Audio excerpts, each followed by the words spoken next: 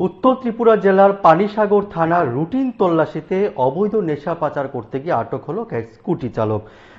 ঘটনা বৃহস্পতিবার রাতে এক সময় পানিসাগর কৃষি দপ্তর অফিস সংলগ্ন ৮ নম্বর আসামাগুত্তলা জাতীয় সড়কের উপর পানিসাগর থানার নাকা চেকপোস্টে তল্লাশি চলাকালীন একটি নম্বরবিহীন স্কুটি আটক করে কর্তব্যরত পুলিশ।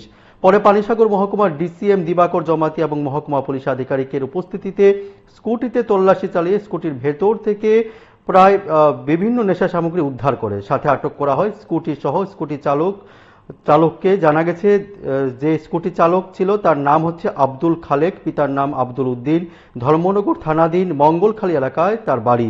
এ মর্মে পানিসাগর থানার অফিসার ইনচার্জ সুমন্ত ভট্টাচার্য জানান, নেশা সামগ্রীগুলো ধর্মনগর থেকে পেচারথলের উদ্দেশ্যে নিয়ে যাওয়া হচ্ছিল। উদ্ধারকৃত সেই সামগ্রী আনুমানিক মূল্য ১৫,০০০ টাকার মতো হবে বলে জানা যায়।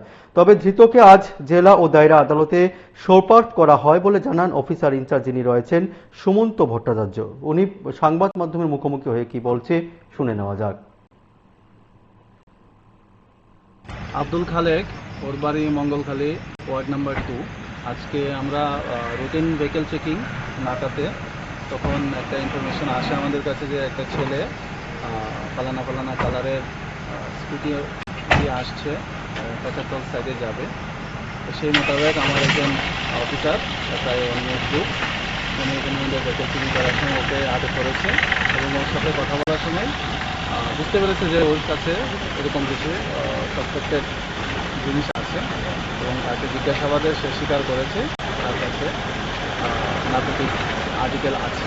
পরবর্তী সময়ে আমরা এনডিপিএসের রুলস ফলো করে ওকে সার্চ করেছি, ওর স্কুটার সার্চ করেছি এবং 81 প্লাস্টিক কন্টেনার পেয়েছি যার মধ্যে সাসপেক্টেড ব্রাউন সুগার ছিল। শুধু ব্রাউন সুগারের ওয়েট অ্যারাউন্ড 2 গ্রাম এসেছে, প্লাস্টিক কন্টেনার সহ এটার ওয়েট অ্যারাউন্ড 20 গ্রাম এসেছে।